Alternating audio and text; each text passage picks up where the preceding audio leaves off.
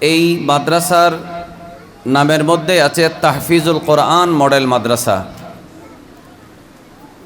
তাহফিজুল কোরআন অর্থাৎ হিফজুল কোরআন, কোরআন হেফজ করার মাদ্রাসা। হজরতে মাওলা আলী রাদিয়াল্লাহু তাআলা আনহু থেকে বর্ণিত, রসুল করিম সাল্লাল্লাহু আলাইহি ওয়াসাল্লামের একটা হাদিস শুনেন। আমার প্রিয় নবী সাল্লাল্লাহু আলাইহি ওয়াসাল্লাম বলেছেন, মান ক্বারাআল কোরআনা, যে ব্যক্তি কোরআন তেলাওয়াত করলো, ওয়াস্তাজহারাহু, কোরআনুল করিম তেলাওয়াত করার পরে মুখস্থ করলো, ফাহাল্লা হালালাহু ওয়া হাররামা হারামাহু, কোরআনের হালালগুলাকে পালন করলো, হারামগুলাকে বর্জন করলো, আদখালাহুল্লাহু বিহিল জান্নাহ, কোরআনুল করিম তেলাওয়াত হেফজ করার কারণে, কোরআনের হালাল হারামকে পালন করার কারণে আল্লাহ রসুল সাল্লাল্লাহু আলাইহি ওয়াসাল্লাম বলছেন, আল্লাহ তাকে জান্নাতের মধ্যে বেহেশতে প্রবেশ করাবেন। ওয়াশাফাহু ফি আশরাতিন মিন আহলি বাইতিহি কুল্লুহুম ওয়াজাবাত লাহুন নার, এবং ওই ব্যক্তি যে কোরআন মুখস্থ করেছে, আমল করেছে, আল্লাহ হাসরের ময়দানে ওই ব্যক্তিকে এমন ক্ষমতা দিবেন, তিনি তার পরিবারের এমন 10 জন ব্যক্তির জন্য আল্লাহর কাছে সুপারিশ করতে পারবেন, যে 10 জন ব্যক্তির জন্য জাহান্নাম, দোজখ অবধারিত হয়ে গেছে, দোজখ অবধারিত হয়ে গেছে। এই ধরনের 10 জন ব্যক্তিকে একজন হাফেজ এবং কোরআনের উপরে আমলকারী, রসুল করিম সাল্লাল্লাহু আলাইহি ওয়াসাল্লামের সুন্নাতের উপরে আমলকারী ব্যক্তি ওই জাহান্নামীদেরকে সুপারিশ করে জান্নাতের মধ্যে নিয়ে যেতে পারবেন। বলি সুবহানাল্লাহ। আমরা আরেকটা হাদিস শরীফ দেখি, রসুল করিম সাল্লাল্লাহু আলাইহি ওয়াসাল্লাম বলেছেন, আমরা যে বসে আছি, আমরা সবাই জানি একদিন কিয়ামত হবে। দেখি আব্বুরা বলেন তো দেখি, একদিন কিয়ামত হবে কিনা? অনেকে কিয়ামত কি বুঝতেছে না। কিয়ামত মানে হলো এই গোটা পৃথিবী ধ্বংস হয়ে যাওয়া, চাঁদের আলো নিভে যাওয়া। এই যে আমাদের মাথার উপরে সূর্য আলো দিচ্ছে, আমাদের গরমকালে গরম লাগতেছে যে সূর্যের তাপের কারণে, সেই সূর্যের আলো একেবারে নিভে যাবে, এই পৃথিবী থাকবে না, সব কিছু ধ্বংস হয়ে যাবে, কিয়ামত হবে। তো কিয়ামত হওয়ার আগে কিছু আলামত রসুল করিম সাল্লাল্লাহু আলাইহি ওয়াসাল্লাম বলেছেন। কিয়ামত হবে পরে, কিন্তু কিয়ামত হওয়ার একটা আলামত দেখা যাবে। যেমন বৃষ্টি হঠাৎ করে হয় না, বৃষ্টি শুরু হওয়ার আগে আকাশে মেঘ দেখা যায়, হালকা বাতাস দেখা যায়, তখন মানুষ কিছু কাপড় চোপড় শুকাতে দিলে ছাদ থেকে সেগুলো নামায় ফেলে, অর্থাৎ এই মেঘের কারণে বুঝতে পারে যে কি হবে, বৃষ্টি হবে। ঠিক তেমনি কিয়ামতের কিছু আলামত রসুল করিম সাল্লাল্লাহু আলাইহি ওয়াসাল্লাম বলে গেছেন। আমার নবীজি বলেছেন, ইন্না মিন আশরাতিস সাআ, কিয়ামতের কিছু আলামত আছে। এর মধ্যে একটি আলামত হলো আইয়ুরফাআল ইলমু, ইলমে দ্বীন উঠে যাওয়া, অর্থাৎ কোরআন এবং হাদিসের জ্ঞানের চর্চা চলে যাওয়া। তাহলে আমরা কি বুঝলাম? যতদিন কোরআন হাদিসের চর্চা থাকবে ততদিন কিয়ামত হবে না। সুবহানাল্লাহ বলেন। আরও একবার শুনি আমরা কথাটা, অর্থাৎ যতদিন কোরআন সুন্নাহর ইলমে দ্বীনের চর্চা থাকবে ততদিন কিয়ামত হবে না। বলেন, ততদিন কিয়ামত হবে না। আর কোরআন সুন্নাহর ইলমের চর্চা যখন উঠে যাবে তখন কি হয়ে যাবে? কিয়ামত হয়ে যাবে। এরপরে রসুল করিম সাল্লাল্লাহু আলাইহি ওয়াসাল্লাম বলছেন, ওয়ায়াসবুতাল জাহাল, যখন মূর্খতা প্রতিষ্ঠিত হয়ে যাবে তখন এটা কিয়ামতের আলামত। ওয়ায়ুশরাবাল খামর, যখন মানুষ মাদক গ্রহণ করবে, মদ পানকারী বেড়ে যাবে। ওয়ায়াজহারা জিনা, এবং বেবিচার যখন বেড়ে যাবে তখন কিয়ামত হবে। এখন আমরা যারা ইমাম বুখারী রাহমাতুল্লাহি আলাইহি তাহফিজুল কোরআন মডেল মাদ্রাসার অনুষ্ঠান এসেছি, আমরা সবাই জানি, অভিভাবকরা জানেন, আমাদের ছোট ছোট কোমলমতি ছাত্রছাত্রীরাও জানেন, এই ইলমে দ্বীন এটা আমরা পেয়েছি রসুল করিম সাল্লাল্লাহু আলাইহি ওয়াসাল্লামের কাছ থেকে। কার কাছ থেকে বলেন তো? নবীজির কাছ থেকে। আপনারা সহজে বলেন, কার কাছ থেকে? নবীজির কাছ থেকে। আমরা কি কেউ আল্লাহকে দেখেছি? আল্লাহ রসুলের সাহাবীরাও আল্লাহ থেকে সরাসরি কোরআন পাই নাই। নবী করিম সাল্লাল্লাহু আলাইহি ওয়াসাল্লামের সাহাবীরা কোরআন পেয়েছেন কার কাছ থেকে? রাসূলুল্লাহ সাল্লাল্লাহু আলাইহি ওয়াসাল্লামের কাছ থেকে। রাসূলুল্লাহ সাল্লাল্লাহু আলাইহি ওয়াসাল্লাম কোরআন পেয়েছেন কার মাধ্যমে? জিবরাইল আলাইহিস সালামের মাধ্যমে। জিবরাইল কোরআনটা নিয়ে এসেছে কোত্থেকে? লৌহে মাহফুজ থেকে, প্রথম আসমান থেকে। সে কোরআন কার কালাম? আল্লাহর কালাম। সবাই সুবহানাল্লাহ বলেন। তাহলে আমরা কোরআন হাদিস এগুলা পেয়েছি কার কাছ থেকে? রাসূলুল্লাহ সাল্লাল্লাহু আলাইহি ওয়াসাল্লামের কাছ থেকে।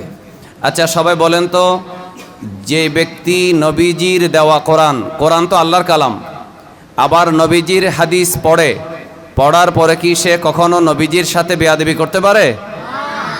আপনারা যারা আছেন, আমাদের বাবারা, ছোট ছোট বাচ্চারা, জান্নাতের পাখি, আপনারা বলুন, আপনারা মুরব্বীদেরকে দেখলে, বয়স্ক মানুষদেরকে আপনারা সালাম করেন না? আপনারা বয়স্ক মানুষকে দেখলে দাঁড়িয়ে যান না? দাঁড়িয়ে যান কি না? তো ইমাম বুখারী তাহফিজুল কোরআন মডেল মাদ্রাসায় কোরআন যেমন শিক্ষা দেওয়া হয়, হাদিস যেমন শিক্ষা দেওয়া হয়, নবীজির তাজিমও শিক্ষা দেওয়া হয়। আর এমন কিছু মাদ্রাসা আছে যে মাদ্রাসাগুলোতে কোরআন শিক্ষা দেওয়া হয়, কিন্তু কোরআন যিনি আমাদের কাছে এনে দিয়েছেন সেই নবীজির তাজিম শিক্ষা দেওয়া হয় না। এমন অনেক মাদ্রাসা আছে যেখানে আল্লাহর ওলিদের মহব্বত শিক্ষা দেওয়া হয় না। রাসূল করিম সাল্লাল্লাহু আলাইহি ওয়াসাল্লামকে দাঁড়িয়ে আমরা সালাম দিলে আমাদের কি খারাপ লাগে নাকি ভালো লাগে? আমরা আমার নবীকে সালাম দেওয়ার সময় কি বলি? ইয়া নবী সালাম আলাইকা। কি বলি বলেন তো? ইয়া নবী সালাম আলাইকা, ইয়া রাসূল সালাম, ইয়া হাবিব সালাম আলাইকা সালাওয়াতুল্লাহ।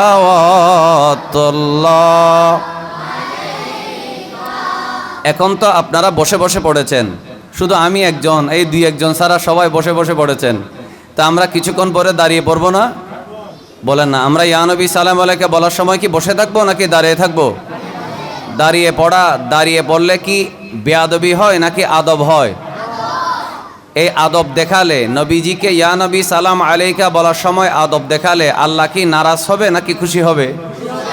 রাসূল করিম সাল্লাল্লাহু আলাইহি ওয়াসাল্লাম কি নারাজ হবেন, অসন্তুষ্ট হবেন, নাকি আমার নবীজি খুশি হবেন? যেহেতু নবী করিম সাল্লাল্লাহু আলাইহি ওয়াসাল্লামের উসিলায় আমরা কোরআন পেয়েছি, সেজন্য সে কোরআন যার কাছ থেকে পেয়েছি, আজকের এই ইমাম বুখারী তাহফিজুল কোরআন মডেল মাদ্রাসায় আমরা এই জন্য এটা অনন্য। এটার বৈশিষ্ট্য হলো এখানে সন্তানদের মধ্যে, ছাত্রদের মধ্যে রাসূল করিম সাল্লাল্লাহু আলাইহি ওয়াসাল্লামের ভালোবাসা, তাজিম শিক্ষা দেওয়া হয়। বলি আলহামদুলিল্লাহ। এই ক্ষেত্রে আমরা একটা হাদিস শরীফ বলি। নবী করিম সাল্লাল্লাহু আলাইহি ওয়াসাল্লাম বলেছেন, এটাও মাওলা আলী শেরে খোদার বর্ণিত।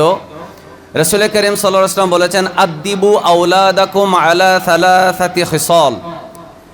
আল্লাহ রসুল বলেছেন, তোমরা তোমাদের সন্তানদেরকে তিনটা বিষয়ের আদব শিক্ষা দাও। এক নম্বর হলো হুব্বে নবিয়িকুম। প্রথমে তোমরা তোমাদের সন্তানদের অন্তরে নবী করিম সাল্লাল্লাহু আলাইহি ওয়াসাল্লামের ভালোবাসা তৈরি করে দাও। সবাই বলেন তো দেখি, আমাদের অন্তরে নবীজির ভালোবাসা আছে?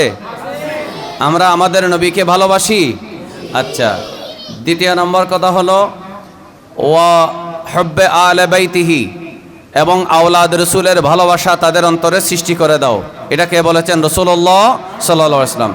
তাহলে এখানে যারা মারা আসছেন, বাবারা আসছেন, অভিভাবকরা আসছেন, আপনাদের কাছে একটা জিনিস নিশ্চয়তা দিয়ে বলতে পারি, ইমাম বুখারী তাহফিজুল কোরআন মডেল মাদ্রাসা যিনি প্রতিষ্ঠা করেছেন, যারা শিক্ষকতা করেন, যারা কোরআন পড়ান, ক্লাসে পড়ান, হেফজ পড়ান, ক্লাসের মধ্যে বিভিন্ন সাবজেক্ট পড়ান, আমি এদেরকে চিনি, জানি। ওনাদের মাকসাদ, এই প্রতিষ্ঠার উদ্দেশ্য সম্পর্কে আমি যেহেতু জানি, আমি নিশ্চয়তা দিয়ে বলতে পারি, এরা আপনাদের সন্তানদের অন্তরে অবশ্যই বিভিন্ন অবস্থায় যখনই সুযোগ পায় ওনারা নবী করিম সাল্লাল্লাহু আলাইহি ওয়াসাল্লামের ভালোবাসা সৃষ্টি করে দিবে। দ্বিতীয় নম্বর, আওলাদ রসুল ইমাম হাসান হোসেন রাদিয়াল্লাহু তাআলা আনহুমা সহ আওলাদ রসুলের ভালোবাসা এই সন্তানদের অন্তরে, আপনাদের সন্তানদের অন্তরে এই শিক্ষকরা তৈরি করে দিবে। 3 নম্বরে ওয়াতিলাওয়াতিল কোরআন। তাহলে আমার নবীর হাদিস কি? নবী করিম সাল্লাল্লাহু আলাইহি ওয়াসাল্লাম বলেছেন, প্রথমে নবীর ভালোবাসার আদব তৈরি করে দাও, সৃষ্টি করে দাও। দ্বিতীয় নম্বরে আওলাদ রসুলের ভালোবাসা সৃষ্টি করে দাও। 3 নম্বরে কোরআন শিক্ষা দাও। দেখি আমরা সবাই বলি, এই যে ইমাম বুখারী তাহফিজুল কোরআন মাদ্রাসার মধ্যে নবীর আদবের শিক্ষা আছে না নাই? এখানে দরুদ শরীফ শিক্ষা দেওয়া হয় কিনা? এখানে ইমাম আওলাদ রসুলের ভালোবাসার শিক্ষাও দেওয়া হয় কি হয় না? তাহলে বোঝা গেল যেগুলো আহলে সুন্নাত ওয়াল জামাতের মতাদর্শে প্রতিষ্ঠিত, এই প্রতিষ্ঠানগুলোর মধ্যে কোনো অপকর্ম নাই, কোনো ধরনের বাজে অভ্যাস নাই। এই শিক্ষকদের অন্তরে আল্লাহ রসুলের ভালোবাসা আছে।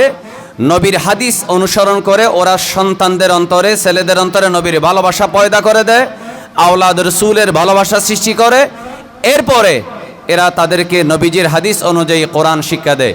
এই জন্য আমি অভিভাবকদেরকে বলবো, একটা নসিহত করব, আপনারা এই ধারণাটা মনে মনে রাখবেন, নিয়ত রাখবেন, আমার ছেলে যদি আলেম হয়, হাফেজ হয়, অবশ্যই আমার সন্তান আশেকে রসুল হবে। আমার সন্তান কখনো নবীর শানে বেয়াদবি করবে না। আমার সন্তান কখনো নবীর শানে কি করবে না? বেয়াদবি করবে না। অনেক মাদ্রাসা থেকে বের হয়ে বড় বড় হুজুর বের হয়, তারা নবীজির শানে বেয়াদবি করেন। কিন্তু সুন্নিয়া মাদ্রাসা, এই আহলে সুন্নাত ওয়াল জামাতের আদর্শে যেগুলো প্রতিষ্ঠিত, এই প্রতিষ্ঠানগুলোর কোনো সন্তান কখনো নবীর শানে কি করে না? বেয়াদবি করে না। এখানে কোনো অপসংস্কৃতি নেই, এখানে কোনো অপকর্ম নেই, এবং কোনো বাজে অভ্যাস আহলে সুন্নাত ওয়াল জামাতের প্রতিষ্ঠানগুলোতে নেই।